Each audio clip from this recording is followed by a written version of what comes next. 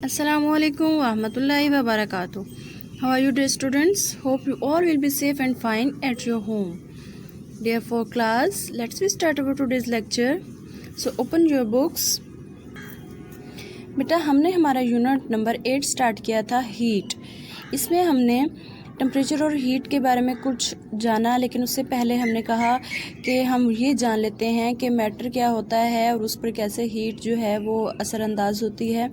फिर इसी पेज पे हमने एक बात पढ़ी कि हीट और टेम्परेचर दोनों अलग अलग चीज़ें हैं।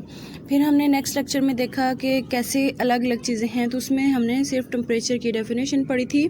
तो आज बेटे हम हीट की डेफिनेशन पढ़ेंगे और इन दोनों डेफिनेशंस को डिस्कस करने के बाद हम ये फाइनल करेंगे कि क्या वाकई टेम्परेचर और हीट दोनों अलग चीज़ें हैं या इनको सेम सेंस में ही यूज़ किया जा सकता है।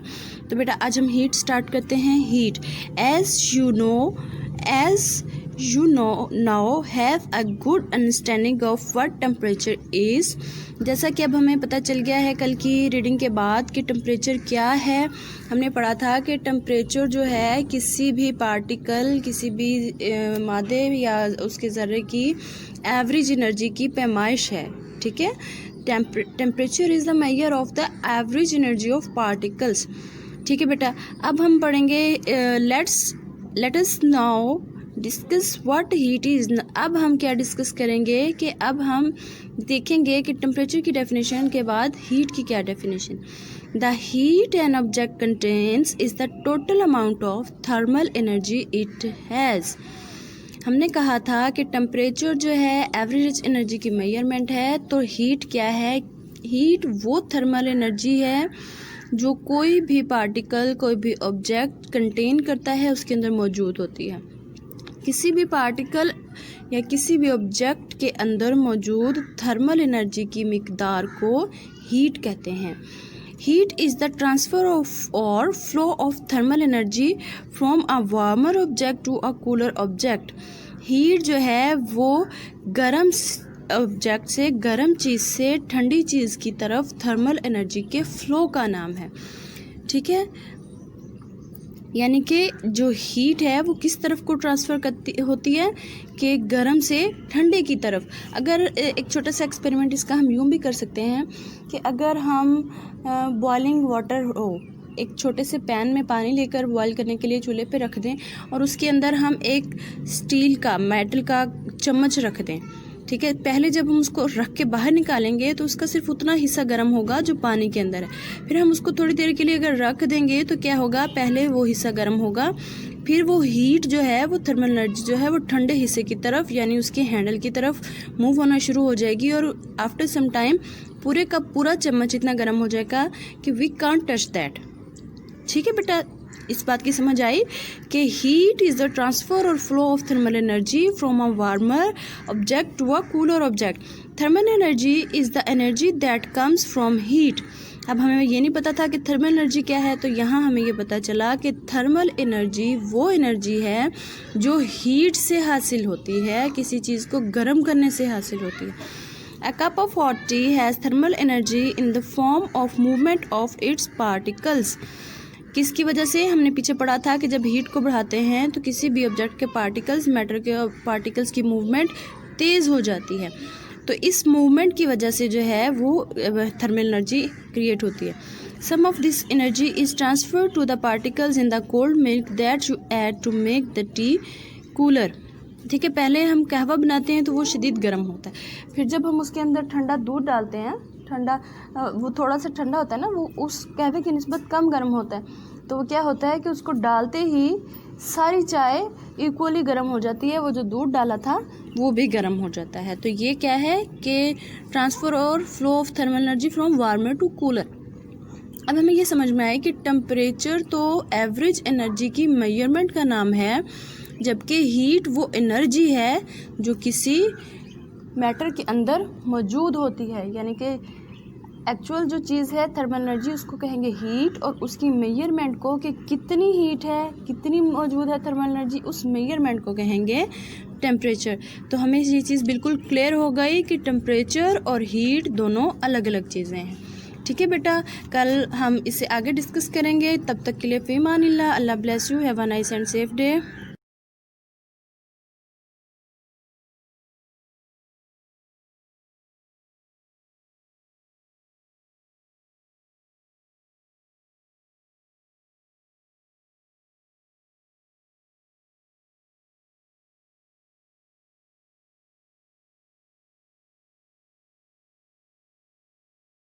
Assalamualaikum warahmatullahi wabarakatuh. How are you dear students? Hope you all will be fine and safe in your homes. Let's we start our maths. Open your books.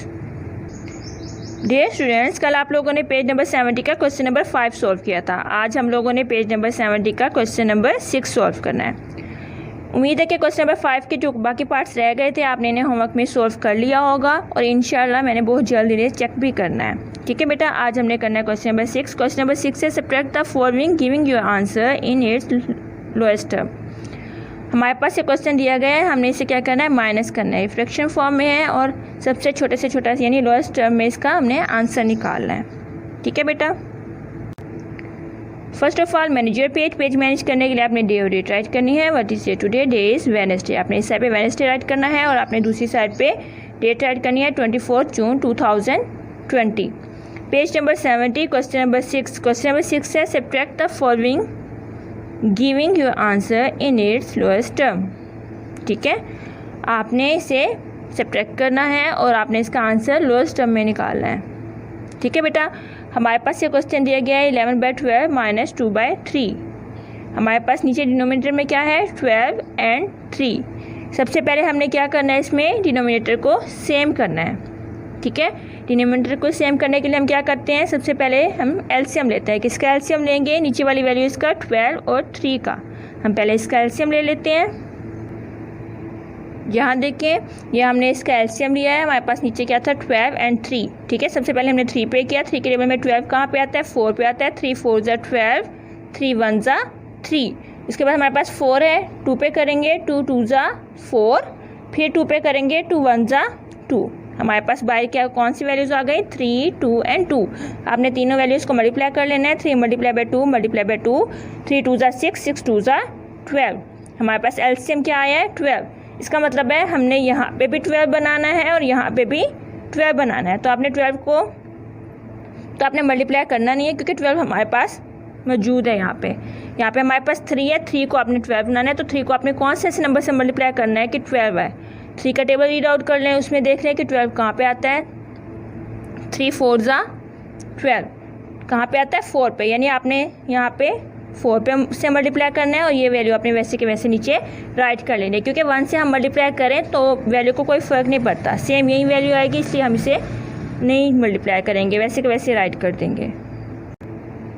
ठीक है, हमने इसे मल्टीप्लाई नहीं किया, इसे वैसे ही राइट कर लिया. इसे हमने मल्टीप्लाई किया 4 से.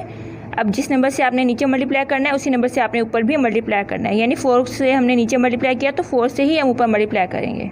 ठीक है बेटा, अब हमने क्या करना है, ये वैल्यू वैसे वैसे हमने राइट करनी है. माइनस का साइन लगाएंगे, उसके बाद हम इन वैल्यूज़ को ऊपर वाली वैल्यू को ऊपर वाली वैल्यू से मल्टीप्लाई कर देंगे, नीचे वाली वैल्यू को नीचे वाली वैल्यू से मल्टीप्लाई कर देंगे. यानी 2 4 ज़ा 8, 3 4 ज़ा 12, 8/12 हम यहाँ पे राइट कर लेते हैं. ठीक है, ये हमने यहाँ पे राइट कर लिया. अभी आप देख सकते हैं कि हमारे डिनोमिनेटर सेम हो चुके हैं. यहाँ पे भी हमारे पास 12 है, यहाँ पे भी हमारे पास 12 है, तो डिनोमिनेटर हमारे पास सेम है. अब हम इजीली इसे माइनस कर सकते हैं. ठीक है, अब आपने 11 में से 8 को निकालना है. 11 में से 8 को निकालने हमारे पास कितने रह जाएंगे, ठीक है, हमारे पास कितने रह जाएंगे, 3. और नीचे हमारे पास क्या है, 12. हमने वैसे राइट कर लेना है 3/12. अब आप ये देखें, हमने लोएस्ट टर्म में इसका आंसर निकालना था. ठीक है, हमारे पास ऊपर है 3, नीचे है 12. 3 के टेबल में 12 आता है, बिल्कुल आता है. 3 1 ज़ा 3, 3 4 ज़ा 12. तो आप क्या करेंगे, 3 1 ज़ा 3, 3 4 ज़ा 12. यानी इसका आंसर हमारे पास आ जाएगा 1/4. ठीक है, हमें इस तरह से इसे कट कर लेना है. 3 1 ज़ा 3, 3 4 ज़ा 12, 1/4 हमारे पास आंसर आ गया. ठीक है बेटा, अब आप लोगों ने क्वेश्चन नंबर 6 के जो बाकी पार्ट्स रह गए हैं उनको आपने होमवर्क में अपनी नोटबुक पे सॉल्व करना है. ठीक है, और इंशाल्लाह मैंने आपका होमवर्क भी बहुत जल्द चेक करना है. ठीक है बेटा, जो क्वेश्चन हमने कर लिया है उसकी भी आपने प्रैक्टिस करनी है, उसको भी लाजमी राइट करना है साथ.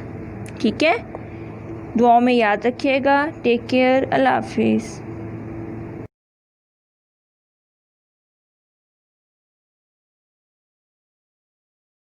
Assalamualaikum for class. How are you students? I hope you all are fine. Now we start our period of English. Open your English books. Our unit is The Young Writer. Now we start our reading. Host जो मेज़बान है, that's really interesting, उन्होंने क्या कहा, that's really interesting. Interesting कहते हैं दिलचस्प को, ये तो बहुत ही दिलचस्प बात है। When was your first novel published? Published कहते हैं शाया होना, पब्लिश मीन्स शाया। यहाँ राइट कर लें like this, PUB pub, LISH leash, ED published. Published means शाया होना। होस्ट ने क्या पूछा कि when was your first work published, आपका पहला काम कब शाया हुआ?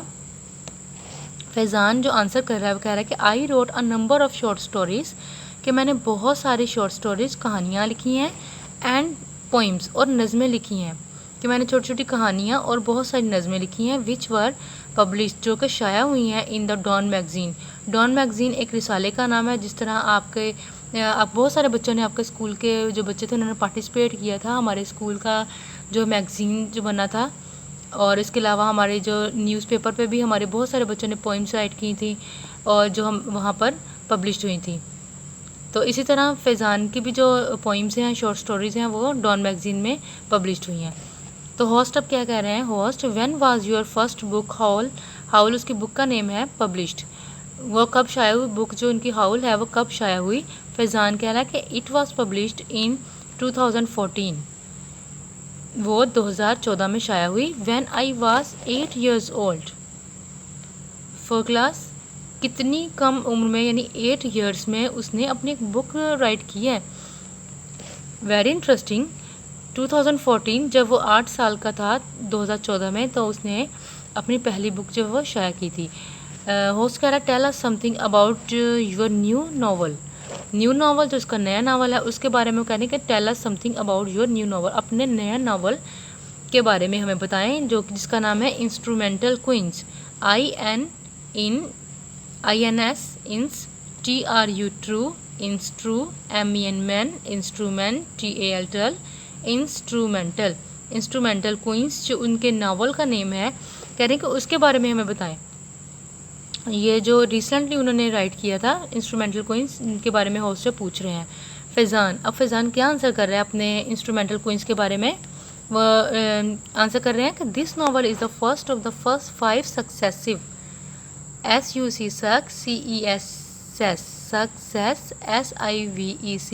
सक्सेसिव के उनके पहले 5 नावलों में से नॉवल्स नेम्ड कोर्ट्स इंस्ट्रूमेंट्स, पहले 5 नावलों में से जो पहला नावल है वो कोर्ट्स इंस्ट्रूमेंट, जो बहुत ही सक्सेसफुल है, कामयाब जो नावल है। पहले 5 जो नावल उसने लिखे उनमें से कामयाब तरीन नावल जो है वो कोर्ट्स इंस्ट्रूमेंट है। कि it is all about the world of imagination, वो किसके बारे में है? इट इज़ ऑल अबाउट मुतल्लिक है the world of imagination, imagination कहते हैं ख्यालात, तो ख्यालात के बारे में है, एंड फैंटेसी, ख्यालात और ख्याली दुनिया के, वर्ल्ड ऑफ इमेजिनेशन ख्यालात की दुनिया, एंड फैंटेसी और ख्यालात के बारे में है। It has more than 40,000 words, अब उसमें कितने वर्ड्स हैं? 40,000 40,000 अल्फाज पर मुश्तमिल जो है उसका नावल है, उसमें 40,000 अल्फाज हैं। There are interesting kind of elements of fantasy, यानी कि यहाँ पर काइंड ऑफ इंटरेस्टिंग दिलचस्प किस्म के अनासर जो है, एलिमेंट्स मीन्स अनासर, यानी कि उनमें जो पॉइंट्स हैं वो बहुत ही इंटरेस्टिंग है। ऑफ फैंटेसी यानी कि ख्यालात के बारे में, इंट्रोड्यूस्ड, INTRO ट्रो, DUCED ड्यूस्ड, इंट्रोड्यूस्ड, जो कि मुतारिफ़ करवाए गए हैं इन दिस नावल, इस नावल में। इस नावल में बहुत से ऐसे अनासिर हैं, ऐसी बहुत से पॉइंट्स हैं जो कि ख्यालात की दुनिया के बारे में हैं, जो कि मुतारिफ़ करवाए गए हैं इनके नावल में। दिस नावल, ये novel has been selected, SELEC select, TED selected, selected means क्या होता है? मुंतखब, सिलेक्टेड मीन्स मुंतखब। This novel has been selected, इसके जो नावल हैं वो मुंतखब किए गए हैं in libraries of Harvard university. Harvard university जो है ये एक यूनिवर्सिटी का नाम है, बहुत ही अच्छी और बहुत ही मशहूर यूनिवर्सिटी है, जिसकी लाइब्रेरी में जो है इसकी बुक जो रखी गई है, इसको सिलेक्ट किया गया है लाइब्रेरी में रखने के लिए। और इसके अलावा और बहुत सारी यूनिवर्सिटीज़ हैं जिन्होंने इसको मुंतखब किया है, सिलेक्ट किया है अपनी लाइब्रेरी में रखने के लिए। कौन कौन सी और यूनिवर्सिटीज़ हैं? कोलंबिया यूनिवर्सिटी, कोलंबिया यूनिवर्सिटी भी एक यूनिवर्सिटी का नेम है। प्रिंसटन यूनिवर्सिटी, ये भी यूनिवर्सिटी का नेम है, PRINCE Prince, TON Princeton university, and many other famous universities. Famous means मशहूर, FAMOUS फेमस, फेमस मीन्स मशहूर। यूनिवर्सिटीज़, बहुत सारी मशहूर यूनिवर्सिटीज़ हैं जिनमें इनकी जो बुक्स हैं, नॉवेल्स हैं, उनको सिलेक्ट किया गया है, उन्हें मुंतखब किया गया है। जो फॉर क्लास, अब यहाँ तक हम अपनी रीडिंग स्टॉप करेंगे। आपने अपनी रीडिंग जो है अपनी मामा के पास बैठ के उनको सुनानी है और आपने इनके मीनिंग्स जो हैं वो लर्न करने हैं और वर्ड्स, डिफ़िकल्ट वर्ड्स को अपने सिलेबस के साथ पढ़ना है। ठीक है, आवर पीरियड इज़ ओवर। फी अमानिल्लाह स्टूडेंट्स।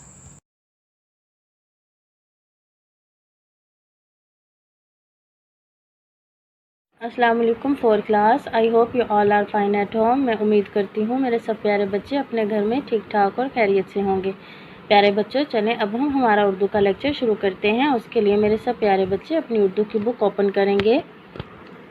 हाँ जी, तो मेरे प्यारे बच्चों, जैसे कि आप सबको याद है कि हमने हमारी एक नज़म परिंदे की फरियाद मुकम्मल की थी और हमने कल उसके अल्फाज मायने किए थे।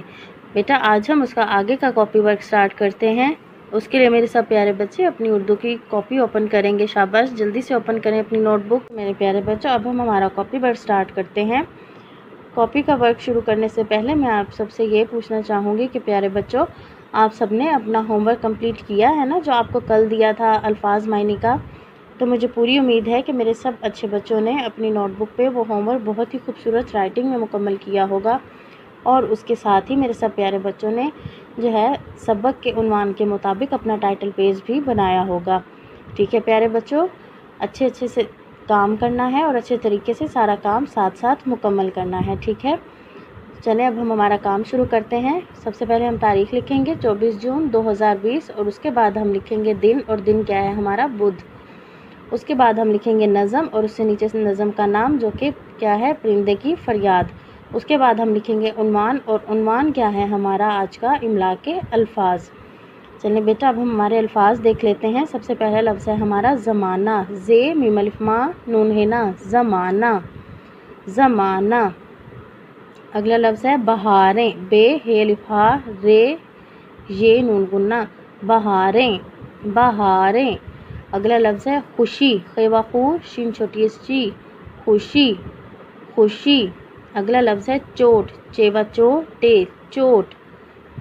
उसके बाद हमारा लफ्ज़ है आशियाना, अलिफ मदा शे ये अलिफ या नून अलिफ ना, आशियाना।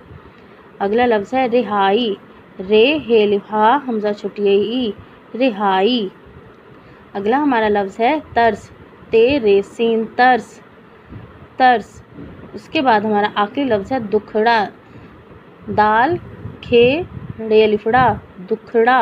इसी के साथ ही हमारा आज का ये काम मुकम्मल हुआ। इसको आपने अच्छे तरीके से याद करना है और इनको ज़बानी लिखना भी सीखना है और अपनी नोटबुक पे खूबसूरत सा होमवर्क भी करना है इनका। ठीक है प्यारे बच्चों, इसके साथ ही बेटा, जैसे कि हमारी नज़म है जिसमें हमने पढ़ा है कि परिंदा जो है वो पिंजरे में कैद है और कैद होने के बाद उसको अपना आज़ादी का ज़माना बहुत याद आता है।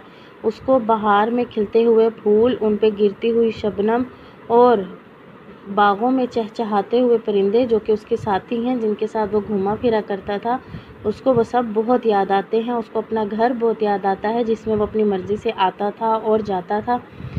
ठीक है प्यारे बच्चों, इसी तरीके से हमने आज जो है वो इससे रिलेटेड, इससे मुतल्लिक हम एक वीडियो एंजॉय करेंगे जिसमें सेम ऐसे ही एक परिंदा पिंजरे में कैद होता है और वो अपना गुज़रा हुआ आज़ादी का ज़माना याद करता है और अल्लाह ताला से रो रो के दुआ करता है कि या अल्लाह मुझे आज़ादी दे दे, कहीं ऐसा ना हो कि मैं इस कैद के दुख से मैं मर ना जाऊं।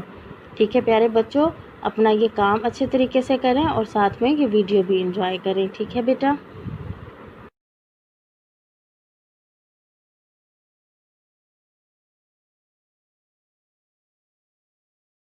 फरियाद, आता है याद मुझको गुजरा हुआ जमाना, आता है याद मुझको गुजरा हुआ जमाना, वो बाग की बहारें वो सबका चहचहाना, आजादियां कहां वो अब अपने घोंसले की, आजादियां कहां वो अब अपने घोंसले की, अपनी खुशी से आना अपनी खुशी से जाना, लगती है चोट दिल पर आता है याद जिस दिन,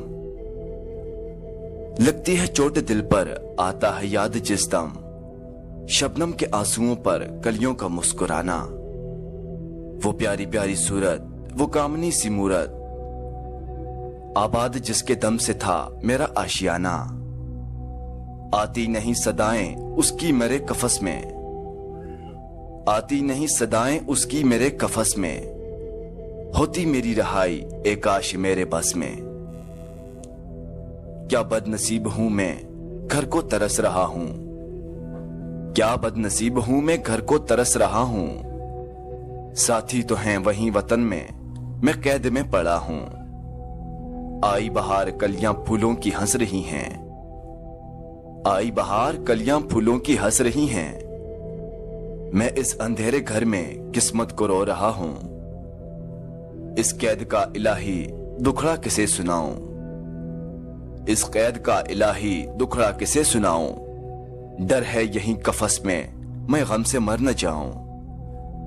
जब से चमन से छूटा, जब से चमन से छूटा यह हाल हो गया है। दिल गम को खा रहा है, गम दिल को खा रहा है। गाना उसे समझकर खुश हूं न सुनने वाले, गाना उसे समझकर खुश हूं न सुनने वाले। दुखे हुए दिलों